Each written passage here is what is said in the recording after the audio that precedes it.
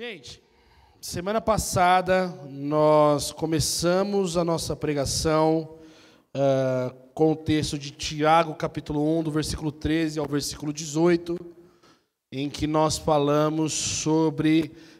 iniciamos falando sobre tentação, em que a tentação está inserida no contexto de provação, mas ela não vem de Deus, porque Deus não tenta ninguém, porque Deus é bom. E se nós somos tentados, o problema não é Deus e nem outras circunstâncias externas, mas a nossa concupiscência, os nossos maus desejos. E Tiago ele vai dizer isso para nós a partir do versículo 15, onde nós paramos na semana passada sobre a dinâmica do pecado, a liturgia do pecado. Ele vai dizer o seguinte: então, o desejo tendo concebido, dá à luz o pecado, e o pecado, após se consumar, gera a morte. Meus amados irmãos, não vos enganeis, toda boa dádiva e todo dom perfeito vem do alto e desce do Pai das luzes, em quem não há mudança nem sombra de variação. Segundo sua vontade, ele nos gerou pela palavra da verdade, para que fôssemos como os primeiros frutos das suas criaturas. Então, como recapitulei agora sobre essa dinâmica, Tiago está nos dando um alerta sobre o que é a tentação, quem ocasiona a tentação e quem Deus é nessa situação toda, para que nós não venhamos cair no engano, na dúvida do caráter de Deus. Porque quando nós somos tentados, ou porque quando nós estamos passando por provações, as provações, que são testes direcionados à nossa fidelidade ao Senhor, nos colocam na condição de, talvez, pensar algo sobre algo que Deus não se revela. E Tiago está justamente formulando ou endossando aquilo que as Escrituras demonstram para nós em toda a história do povo de Deus, lá desde saindo do Egito, até conduzindo eles à Terra Prometida. E é muito legal, porque Tiago ele está escrevendo possivelmente para judeus. E o povo judeu, os judeus convertidos que creram em Jesus, que foram dispersos, sabiam justamente no ponto que Tiago estava lidando quando falava que Deus não pode ser tentado e não tenta ninguém. Por quê?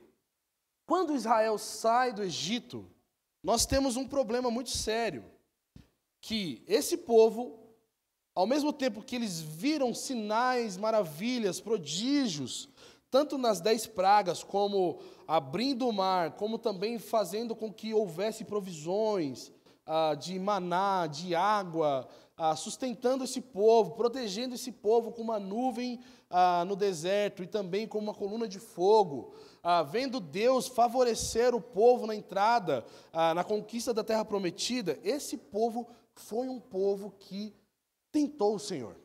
Foi um povo que escrachadamente duvidava do caráter de Deus depois de tudo aquilo que eles tinham vivido.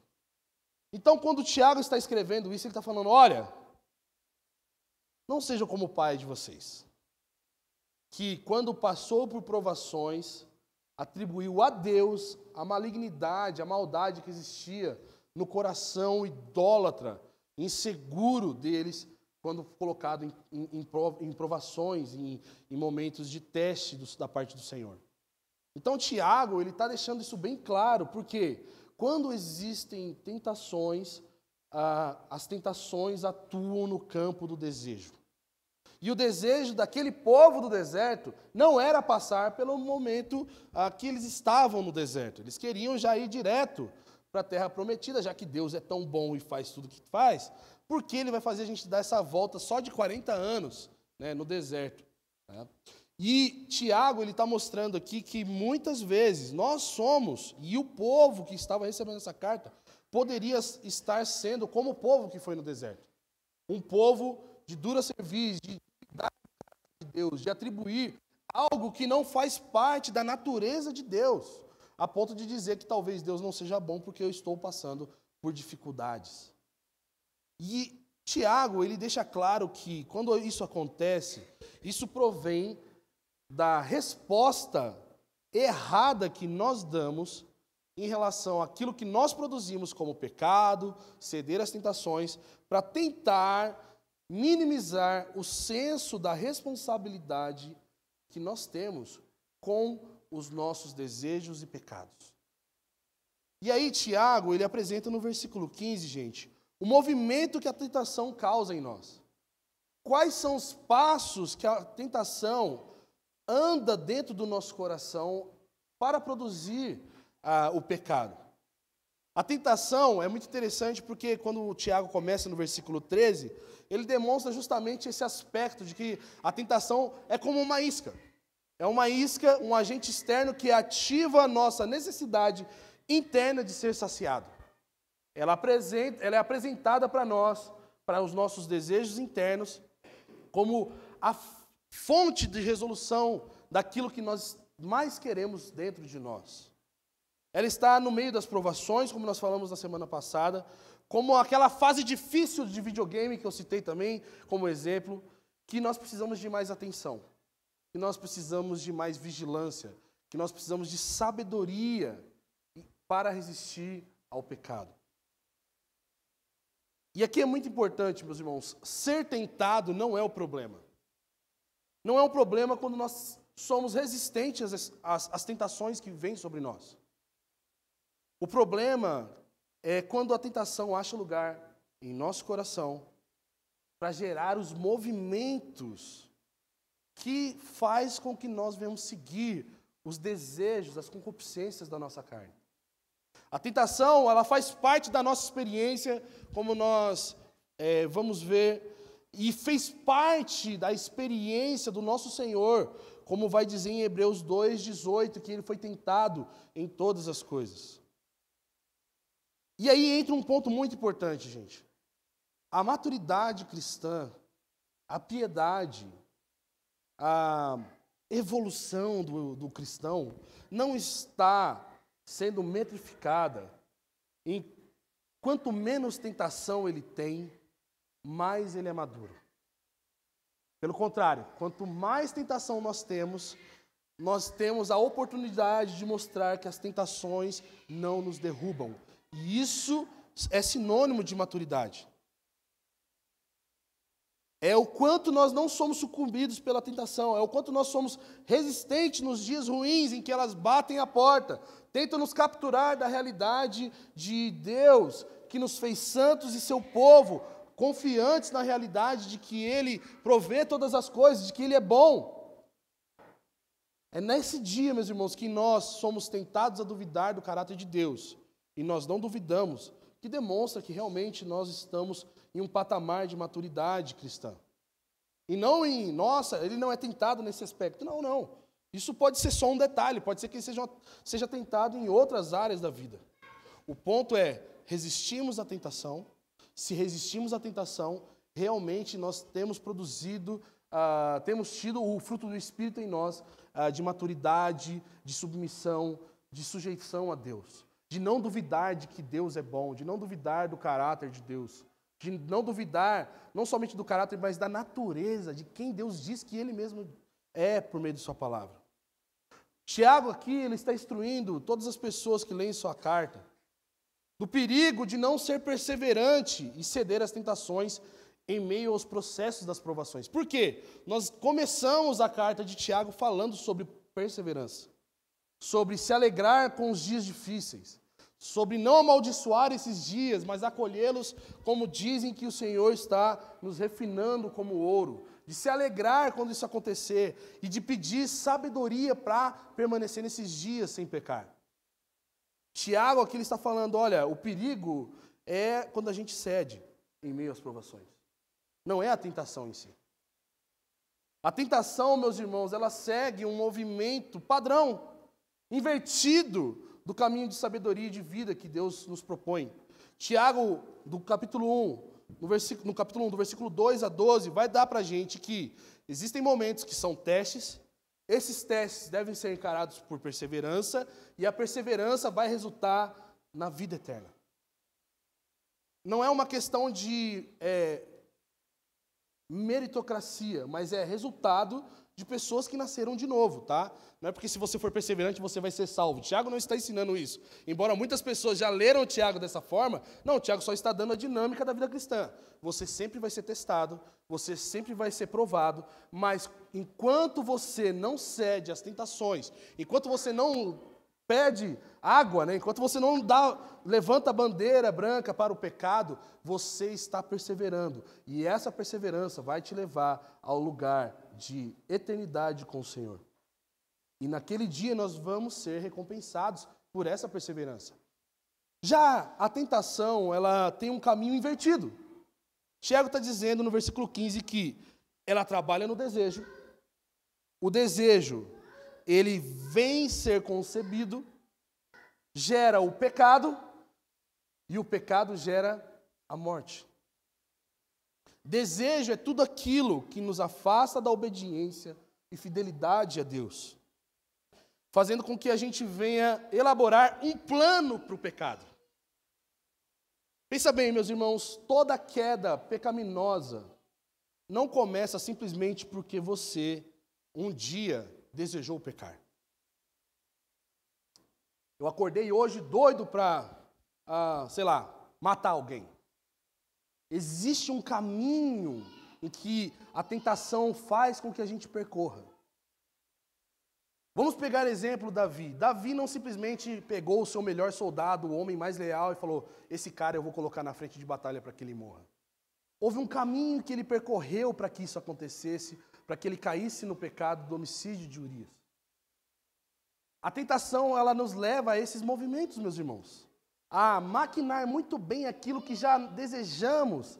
Está ali fermentando, está ali, borbulhando dentro do nosso coração. E nós precisamos corresponder a esse desejo. O desejo é aquilo que nos afasta da obediência a Deus. Nós olhamos para o caminho de obediência a Deus e falamos, isso aqui é muito difícil. É melhor aquilo que eu quero. E nós começamos a pensar em como nós fugimos da obediência, como nós fugimos de sermos fiéis a Deus. Começamos a inventar rotas. Não, mas se isso der errado, eu tenho o outro lugar para eu ir, eu tenho um backup aqui. Se der... A gente zera a vida. O desejo é aquilo que faz com que a gente venha maquinar os caminhos para que o nosso desejo seja satisfeito. E quando nossos desejos são satisfeitos, outra vontade é negligenciada, meus irmãos. E a vontade negligenciada é a vontade de Deus. Só que o desejo que faz com que a gente se afaste da obediência a Deus, ele vai gerar uma criança. Que o texto vai dizer que é o pecado. O pecado é aquilo que nós fazemos contra o nosso próximo e contra o nosso Deus, como quebra dos seus mandamentos. Tiago aqui está mostrando no versículo 15 que o pecado, ele chega a um estado de maturidade, vamos dizer, perfeição, de amadurecimento, quando ele é consumado. Porque Tiago está dizendo para nós, tendo concebido da luz o pecado, ou o pecado consumado é como se fosse um filho. Pronto. E aqui, meus irmãos, é justamente um paralelo e uma denúncia de que quando nós concebemos o pecado, nós estamos nos contrapondo à realidade de perseverança. Temos aqueles que perseveram, lutam contra as suas tentações, mas temos também aqueles que não perseveram, mas quando cedem às tentações, estão consumando o pecado de infidelidade a Deus, em detrimento do seu próprio prazer. Só que esse pecado não fica como uma mera ação ou uma mera atitude moralista em que você, poxa, o que você fez não foi legal. É um atentado contra a lei do Senhor. É um atentado contra a santidade e o caráter de Deus. Irmãos, quando nós olhamos para a narrativa das Escrituras, o primeiro pecado, o pecado original, nos mostra que o ato de comer não foi esse o problema somente do fruto do conhecimento do mal. Não, nós tentamos muitas vezes na vida cristã, por conta justamente de um conceito social de que existem coisas boas e coisas ruins, coisas bonitas e coisas feias que podem ou não ser feitas. aplicar essa realidade à vida cristã. Só que isso nos leva a uma superficialidade e também uma espiritualidade frágil, de que quando nós não conseguimos fazer aquilo que esteticamente é bom, nós não somos alvos da graça de Deus. Mas Deus é bom e gracioso em todo o tempo.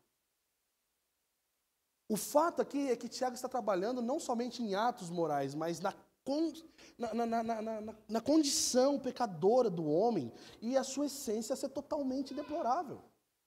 Tiago está mostrando para a gente, meus irmãos, que nós, sem a ação de Deus em nós, em nos salvar e nos fazer perseverante, nós não só vamos fazer coisas ruins, nós seremos ruins. Nós seremos totalmente inimigos de Deus.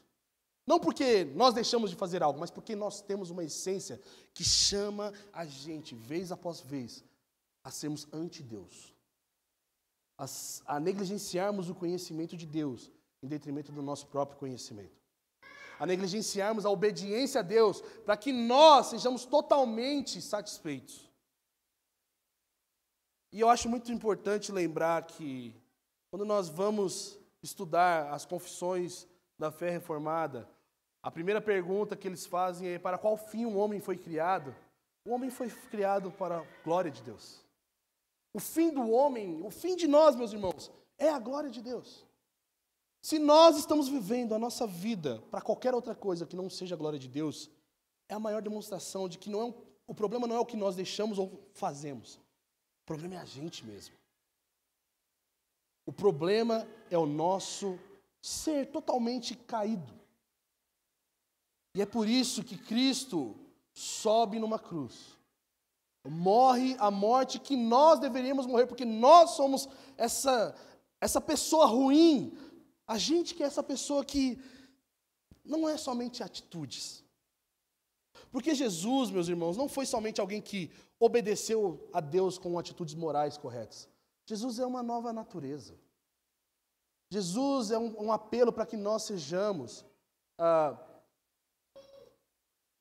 a imagem dele, conforme Paulo vai dizer em Romanos capítulo 8, transformados à imagem do Filho, o novo Adão, o novo homem que Deus ele estabelece a partir de Cristo Jesus. Sem pecado. E aqui entra algo que o pecado produz em nós. A morte. Não, mas eu posso estar vivendo a minha vida muito bem, assim como Adão e Eva, depois de comerem do fruto, não morreram. Mas eles trouxeram para dentro da realidade o domínio da morte, o domínio da finitude sobre nós. Nós tínhamos um Deus eterno que nos fez para a eternidade e sermos feitos eternamente para a sua glória. O pecado nos tirou desse lugar e nos colocou debaixo da morte e da finitude. Cristo, quando morre na cruz por nós, se submete a essa finitude que nós estamos presos, para nos resgatar dessa finitude e nos levarmos para a eternidade novamente com Deus. A termos comunhão e vivemos para a sua glória por meio do sacrifício de Cristo Jesus. Eu sei que muitos de nós vamos à igreja procurando um caminho moral para agradarmos a Deus. Mas a melhor maneira que nós podemos fazer para agradar a Deus é morrer para nós mesmos. É não ceder aos desejos do nosso coração que são tentados a ser inimigos de Deus. Nos abraçarmos à obra de Cristo que nos chama a viver uma nova vida em Deus, para que nós sejamos amados por Deus. Para que naquele dia nós não venhamos receber como recompensa a morte eterna, mas a vida eterna. Porque se nós continuamos presos no nosso ciclo e na nossa natureza pecaminosa, o que nos resta é a morte. O pecado, quando está plenamente formado, a ação desejada, realizada, ele gera a morte. E Tiago mostra aqui um processo similar ao de gestação, de que o desejo concebe e dá à luz ao pecado. E esse pecado também, quando maduro, ele dá à luz a outro filho, que é a morte. Nós precisamos lembrar que O pecado nos separa de Deus, meus irmãos. O pecado foi o que nos colocou na condição de inimigos de Deus. Esse negócio que a gente tem dentro de nós, que faz com que a gente deseje coisas ruins, com que faça com que a gente, muitas vezes, seja mais bem visto do que nós somos. Esse negócio que a gente tem dentro de nós, de termos uma opinião superior à opinião real de quem nós somos, esse é o nosso problema. E é isso que nos separou de Deus. É isso que nos leva a caminhos distantes de Deus. E você pode trazer listas e listas de coisas que você faz, coisas boas. Enquanto eu e você não tivermos a natureza transformada, nós temos um problema. Só que Tiago não para por aí. Graças a Deus por isso. No versículo 16, ele vai dizer para nós: meus amados irmãos, não vos enganeis. E o versículo acaba, tipo assim, né, para que isso, né? E o versículo acaba, só para dar mais trabalho para o pastor expor. Mas olha a beleza dessa transição que Tiago faz, porque ele faz essa transição, depois de falar que a gente é tão ruim, que a gente faz tanta coisa ruim, de que não só a gente faz, mas a gente é ruim, gera coisa ruim, ele começa a lembrar a gente da graça de Deus. E ele faz isso com um apelo: não se engane. Fazendo com que a gente cultive uma percepção errada sobre Deus e pense que Deus não é o que Ele é. Por isso que o Tiago fala: meus irmãos, não vos enganeis. Não ache que por causa que eu estou apelando para vocês, além da questão moral, além dos atos, vocês lidarem com os seus desejos de maneira sóbria, com sabedoria. Lembrem que Deus é muito mais do que aquilo que a sua opinião pecadora produz para você pensar. E sabe, meus irmãos, a gente é muito tendencioso a brigar com falsos mestres, a denunciar falsos mestres. E eu não estou aqui apelando para que a gente pare de fazer isso. Nós precisamos chamar falsos mestres mesmo. Mesmo que isso custe a nossa popularidade, mesmo que isso custe a gente não ser muito bem recebido por algumas pessoas, mesmo que isso coloque a gente em situações difíceis, nós temos que dar nomes a quem são falsos mestres. Só que Tiago está falando aqui que não são os falsos mestres que seduzem nossa mente e coração somente, com seus falsos ensinos sobre Deus. Os nossos desejos maus, eles também fazem isso. Os nossos maus desejos em meio às provações criam uma falsa ideia e percepção sobre Deus que pode nos levar a caminhos perigosos e distantes de Deus. A gente tem uma luta externa contra os falsos mestres, que estão na internet, fundam igrejas, arrebanham pessoas para si. Mas na mesma vontade e força que nós lutamos contra eles, nós precisamos ter para lutar contra os nossos maus desejos. Porque senão nós somos hipócritas. Se nós falamos que um irmão prega algo que nós discordamos como um falso ensino, nós também temos que ter a mesma coragem para dizer que os nossos maus desejos produzem falsas ideias sobre Deus. Irmãos, isso é muito perigoso. E fazer isso é só a graça de Deus agindo em nós. Para reconhecer os nossos maus caminhos, para reconhecer as nossas falsas percepções sobre Deus. Tiago aqui ele está reforçando quem Deus é para esses leitores e para nós nessa manhã. E Deus é bom. Deus é santo. Para pessoas que poderiam ter se perdido em meio às pressões, das provações e até mesmo às tentações, e isso produzisse um certo esquecimento que Deus é bom e Deus é santo, Tiago estava agora reforçando: olha, não se engane.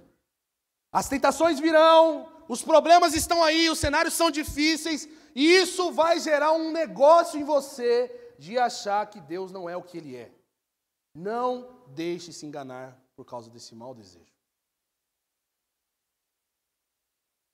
Enquanto as provações levam alguns a questionarem a Deus, Tiago deixa ser levado por Deus, a lembrá-los de que Ele é um Pai de amor,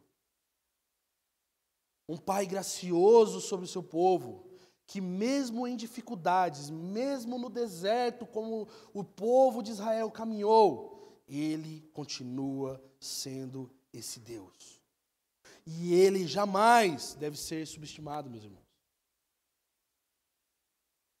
Nós precisamos lembrar que Ele é Deus.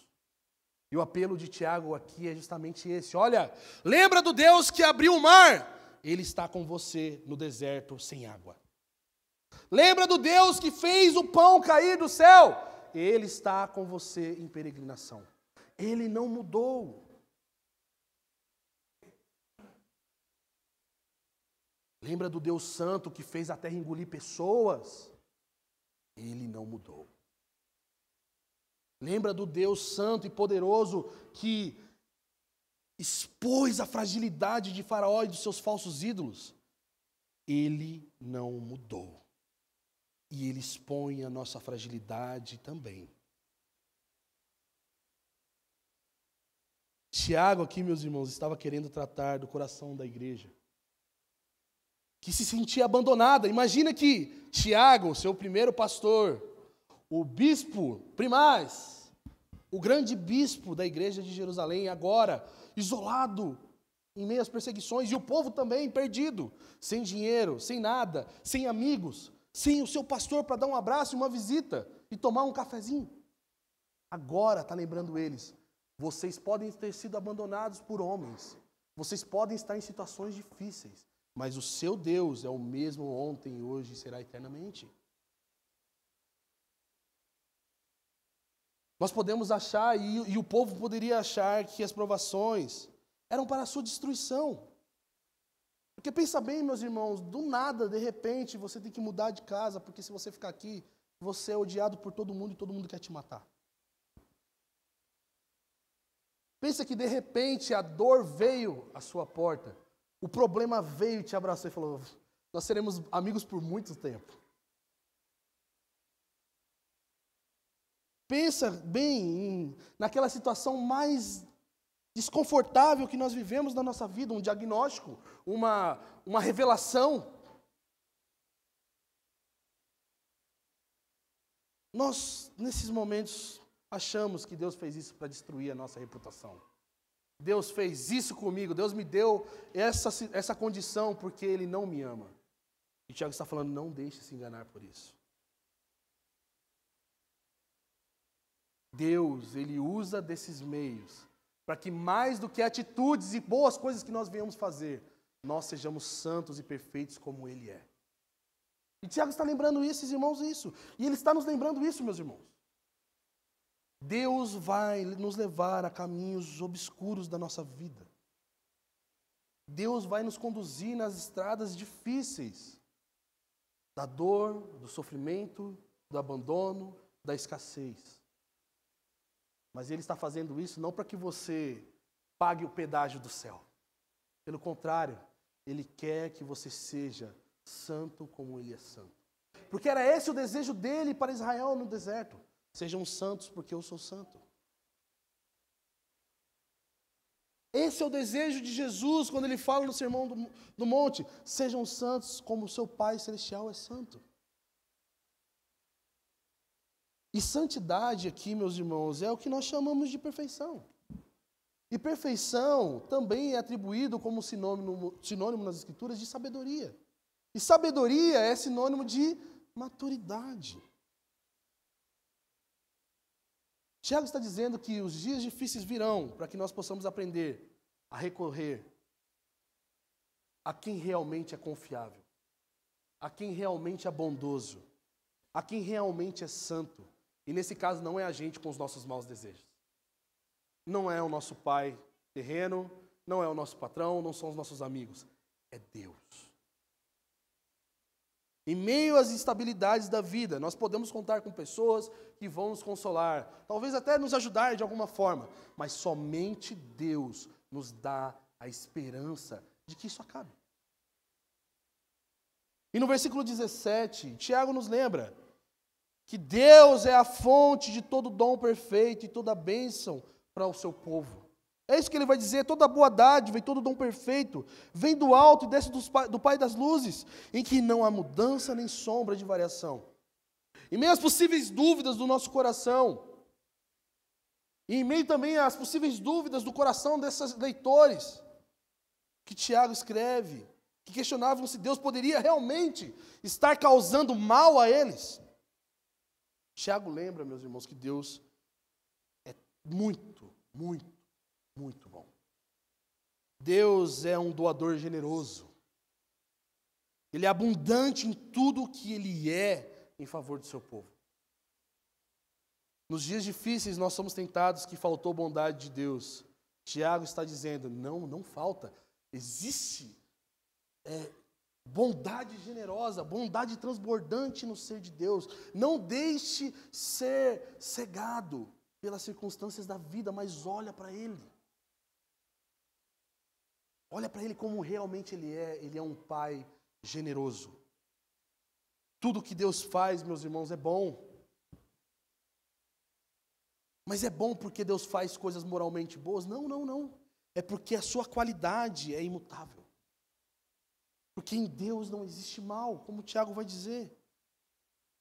Só que essa qualidade imutável, é muito belo a gente pensar que não é só uma questão de Deus chegou num nível que Ele não muda mais. Deus, Ele é constante, meus irmãos. Ele era bom, Ele é bom e Ele será bom para sempre. Não existe oscilação no caráter e na qualidade de Deus. E é isso que Tiago está mostrando para a gente. Enquanto as tribulações, elas são como ondas incertas que conduzem a gente a não ter fé ou ficar todo incerto a respeito da vida, como nós vemos Tiago falando, o povo de Deus, que confia nesse Deus, pode ter certeza de que Ele é bom quando Ele chamou essas pessoas para serem seu povo. Ele é bom quando nós estamos no deserto. E Ele é bom quando Ele vem com a recompensa daqueles que são perseverantes. Deus foi bom em derramar o seu Espírito sobre essas pessoas que provaram do dom de Deus da salvação. Pensa, meus irmãos, que talvez essas pessoas que estavam lendo eram as pessoas que estavam lá no dia de Pentecostes. Eram as pessoas que provaram do começo da igreja em que tudo era de todo mundo. E agora eles estavam em dificuldades. Tiago está dizendo, olha, Deus foi bom em derramar do seu Espírito sobre vocês lá atrás. Deus foi bom em fazer vocês serem o povo dele, em serem unidos à igreja e viver algo único como comunidade. Deus estava sendo bom quando Estevão levou a pedrada na cabeça e ele morreu. E por causa dessa pedrada vocês fugiram. Deus estava sendo bom quando levantou Saulo cheio de ódio contra vocês. E nem conto para vocês, ele nem contou. Saulo agora é do nosso time. Deus, Ele estava sendo bom, meus irmãos, quando eles foram aprovados e recompensados pelo sofrimento. E quando eles foram aprovados e recompensados pelo sofrimento? Quando eles recebiam do Espírito de Deus perseverança para mais um dia permanecer diante de Deus. Parece que isso tem muito a ver com a nossa realidade como comunidade. De muitas vezes nós acharmos que tudo o que aconteceu conosco em nossa história parece ser um caos. Mas no meio de todo caos tem um Deus que fala a ordem. E mesmo que pareça caos, Ele ainda continua sendo um Deus de ordem. Tiago vai dizer nesse texto que Deus não muda e não tem sombra de variação. E em meio às nossas lutas que nos levam às comparações, dúvidas e incertezas, meus irmãos, Deus é quem realmente nós devemos nos agarrar para que o nosso coração não seja inconstante.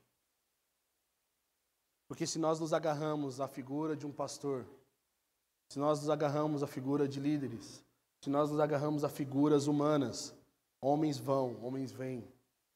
Mas existe um Deus imutável e é nele que nós devemos nos agarrar. Tiago aqui estava querendo dizer, as luas têm suas fases. As estrelas, elas podem flutuar, mas Deus continua imutável e inabalável. Estevão pode ter sido apedrejado e agora a gente não tem mais um diácono gente boa, camarada. Tiago, o primeiro mártir dos apóstolos, pode ter sido morto à espada. Pedro, ele foi para os gentios e abandonou os judeus. A igreja está espalhada, mas Deus continua imutável. Deus continua inabalável, mesmo com todos os cenários sendo abalados. Pensa, meus irmãos, que o coração dessas pessoas era um coração trêmido pelo medo, trêmido pela pobreza, trêmido pelas incertezas e até mesmo pelo desamparo que eles estavam vivendo. E existe um apelo aqui de Tiago: se agarre em Deus, porque as luas têm suas fases, tudo pode passar, mas o nosso Deus é constante. O nosso Deus não nos falta. E Tiago termina o versículo 18, sobre esse tópico, né, que nós estamos falando no versículo 18, falando da nossa realidade. Ele fala sobre Deus que é imutável. Ele fala sobre Deus que é todo-poderoso. Fala que Deus é santo, que nós não devemos nos enganar. Ele falou sobre o pecado, mas agora fala para nós, nascidos de novo, povo de Deus, a igreja dispersa. Ele nos lembra que nós somos o que somos, estamos onde a gente está, segundo a vontade dele. Porque ele nos gerou pela palavra da verdade, para que fôssemos como os primeiros frutos das suas criaturas. E aqui, gente, é algo muito bom para a gente lembrar nessa manhã. Que ser povo de Deus é obra do próprio Deus. Não é obra de homens, não é obra de PNL, não é obra... Não. Não tem nada a ver com o que nós podemos te influenciar. É obra de Deus. E não tem nada a ver com as nossas assertividades. Não tem nada a ver com o que nós estamos fazendo para agradar a Deus. Tem a ver com o que Deus já deseja que nós somos. Tiago sabia, já tinha dito, que eles não eram tão assertivos e que a natureza deles era errônea. E aqui a gente já sabe. Só que ele lembra que Deus, o nosso Deus, sendo bom em sua bondade, na beleza da sua vontade, dos seus decretos, ele criou um povo para a sua glória, meus irmãos. Ele chama esse povo que estava espalhado, disperso, de seu povo. Ele chama esse povo que está perdido nas suas tribulações de meu povo. E por quê? Porque ele fez uma obra que homem nenhum poderia fazer. Ele fez no seu devido tempo, como o autor de Hebreus vai dizer, nos tempos pré-determinados por ele, para manifestar o seu Filho. E fazer com que todo aquele que creia em Jesus seja povo de Deus. Nós damos a luz ao pecado e à morte quando nós seguimos a nossa própria vontade. Só que Deus é diferente.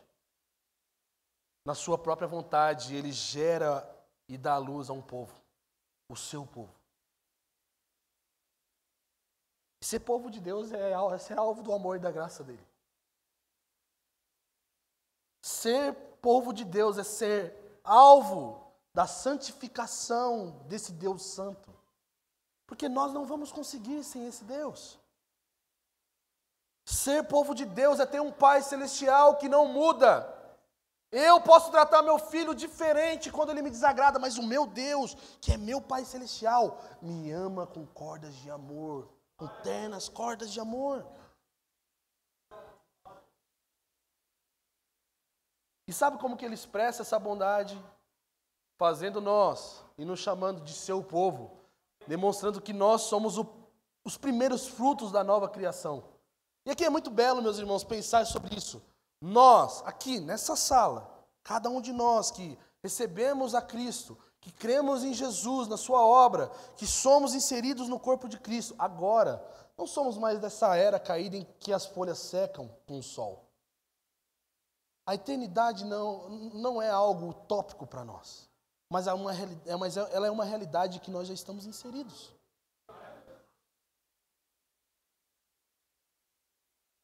Nós já estamos inseridos na realidade de um reino inabalável como o nosso Deus é.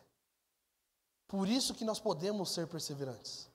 Mas existe uma esperança de uma realidade futura em que toda essa criação será também inserida nessa realidade que nós, o povo dele, que ele deu à luz, que ele chamou pelo seu próprio nome, será inserido também. Nós, uma vez que fomos alcançados pelo amor de Deus, nós passamos pelas provações expressando a certeza do pertencimento de Deus. Nós estamos nas provações, mas as provações não nos têm, meus irmãos. Quem nos tem é o Senhor. E quando nós temos essa certeza, quando nós expressamos isso, quem nos tem é o Senhor, nós mostramos para a criação caída um vislumbre do que será, de uma vez por todas, elas, quando Ele vier restaurar todas as coisas. Ser os primeiros frutos é possível por causa de Cristo e da sua obra na cruz, no seu devido tempo em nos ter salvado, meus irmãos, em ter nos salvado. Se Ele fez isso no devido tempo, de nos fazer o seu povo, o que Ele vai fazer no devido tempo quando Ele voltar para restaurar todas as coisas? É isso que Tiago está falando. Vocês são a amostra para a realidade caída de que existe um Deus bom que não perdeu o controle das coisas. Vocês são a amostra para um mundo caído de que Deus é bom, de que Deus é gracioso e de que o mal, Ele não vai destruir vocês. E as criaturas, quando nos veem, elas precisam ter esse vislumbre de que Deus nos amou, de que Deus nos fez seu povo. Tiago, quando toca nesse ponto dos primeiros frutos, meus irmãos, está estimulando os irmãos a pararem de acharem que são alvos da desgraça de Deus. E eles começarem a se portarem como alvos da generosidade e amor de Deus. Novas criaturas que não são levadas pelos maus desejos, mas testemunhem do novo mundo, da nova criação, da nova vida que nós já estamos vivendo e estamos inseridos, onde o sofrimento não nos destrói. Isso aqui não é triunfalismo. Isso aqui é o Evangelho. Isso aqui não é utopia. Isso aqui é a nossa esperança, meus irmãos. Quando nós expressamos isso diante do sofrimento dessa era, nós podemos dizer, vocês podem até mesmo destruir o nosso corpo, mas jamais vão roubar as nossas almas da mão do nosso Senhor. Vocês podem destruir o nosso corpo, mas existe um elemento chamado ressurreição dos mortos, que a maior prova disso é o nosso Senhor que ressuscitou dentre os mortos, e que nós nos agarramos, nós esperamos e nós desejamos. Meus irmãos, isso aponta para a nossa esperança escatológica. E aqui vai um conselho muito amigo. Se você ama escatologia, expresse aquilo que você ama como fator da escatologia, não sendo tendencioso aos maus desejos do nosso coração. Porque os maus desejos do nosso coração são como vermes que estão desejando pelo pecado para nos consumir.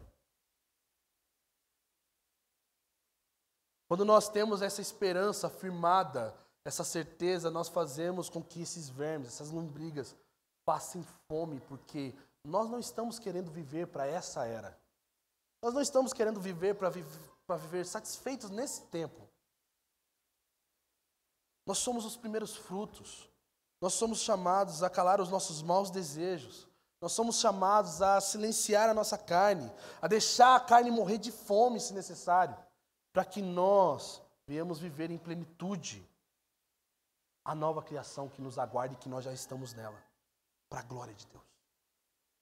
E eu quero concluir essa manhã, lembrar você, mais uma vez, de que nós precisamos encarar a nossa realidade pecaminosa como real, meus irmãos.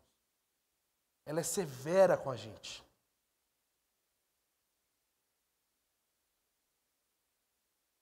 Nós precisamos mortificar a nossa carne por meio da santificação que nós recebemos por meio da fé no caráter de Deus que é santo. Quando nós não buscamos a santificação, nós estamos dizendo que Deus não é tão santo para nos fazer santos. As tentações são mais do que ataques que nos induzem a fazer coisas erradas. Elas nos fazem pensar de maneira errada a respeito de Deus e de nós mesmos. Nós precisamos levar a sério de que dentro de nós tem uma fábrica de coisa ruim. Todo tipo de crime, todo tipo de abominação, toda coisa que você repele, e eu também, está dentrinho aqui de nós, aqui, ó, trabalhando o tempo todo, querendo, vamos, me sacia. E o chamado de Deus para nós é, mata isso, deixa isso enjaulado. Existe favor da parte de Deus e do caráter de Deus que se revela como santo, para que nós venhamos mortificar a nossa carne. Mais do que fazer ou não fazer, é ser pertencente a Deus. A segunda coisa que nós precisamos lembrar é que nosso Deus é imutável. Nosso Deus, Ele não oscila. E porque Ele não oscila, meus irmãos, Ele é uma fonte inesgotável de amor e de bondade para nós. É por isso que Jesus, quando Ele está lá em Jerusalém, diz, todo aquele que tem sede, vem a mim e beba. Porque eu sou uma fonte inesgotável da bondade de Deus. E que bondade é essa que Jesus está falando? Seu Espírito, que nos guia, que nos guarda desses maus desejos. Existe uma fonte inesgotável do favor de Deus sobre o seu povo. E, meus irmãos, quando nós temos a revelação disso, de que essa fonte inesgotável, essa água que nós bebemos é o seu Espírito, isso muda toda a nossa perspectiva de como nós vemos e suportamos as nossas provações. Porque a gente não é só persistente, agora nós somos perseverantes, porque agora tem algo muito maior do que os nossos maus desejos imperando em nós. Nós temos um reino inabalável que nos legisla. Nós temos um Deus que reina sobre nós. E a última coisa que eu quero lembrar a você é que nós somos os primeiros frutos da grande colheita que Deus vai fazer. Nós somos os primeiros frutos. E esses primeiros frutos são perceptíveis na forma que nós enxergamos e nos relacionamos com esse Deus que nos fez ser os primeiros frutos. Não cedendo não aos atos somente pecaminosos, mas à dúvida, à possibilidade de achar que Deus ou se tornou pior ou se esqueceu de nós com o passar do tempo. Porque a gente muitas vezes é tentado a pensar isso sobre Deus. Deus está ficando velho, Ele não está dando conta de cuidar de mim nas minhas dores. Eu preciso dar um jeito na minha vida. Deus não é tão bom como foi para Israel. Deus tem um plano para Israel. Deus foi bom no passado. Deus fez coisas sobrenaturais na igreja primitiva. Hoje, se acontecer alguma coisa, é porque Ele acordou. Não, meus irmãos. O nosso Deus é constante. O nosso Deus nos ama. Nós somos os primeiros frutos gerados pela palavra da verdade, que revelam a Deus como nosso Deus e não como nosso amuleto. Ele não é o nosso backup, Ele não é a nossa raspadinha. Ele é o nosso Deus. E porque Ele é nosso Deus, Ele é a fonte de todo o nosso ser. Ele é a fonte de toda a vida e nós dependemos dele. Fique de pé no seu lugar.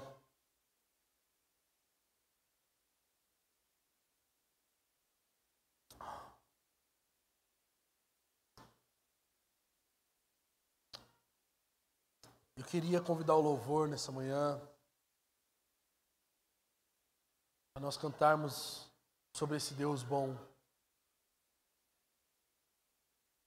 Para que, por meio de canções, dessas canções, que pode ser que eles ministrem para nós, porque eu não sei o que eles vão fazer, nós sejamos lembrados e encorajados a lembrar que o nosso Deus não mudou.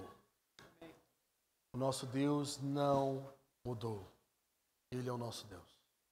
Feche seus olhos. Senhor, nessa manhã nós oramos e pedimos o seu favor sobre nós. Nós te pedimos, Senhor, ajuda-nos em nossas fraquezas, Deus. Ajuda-nos nos momentos difíceis, Deus. Ajuda-nos em meio às provações que trazem também tentações, de achar que o Senhor não é bom, de achar que o Senhor nos abandonou. Lembra-nos nessa manhã, Senhor, que o Senhor é o nosso Deus. Lembra-nos nessa manhã da sua bondade, Senhor. Lembra-nos nessa manhã da sua fidelidade sobre nós, Senhor. Pode ser que todas as coisas não estejam bem, não estejam dando certo, mas o Senhor não mudou em meio a todas essas circunstâncias, Senhor. E nós precisamos lembrar disso nessa manhã, Senhor. Lembra-nos nessa manhã, Senhor.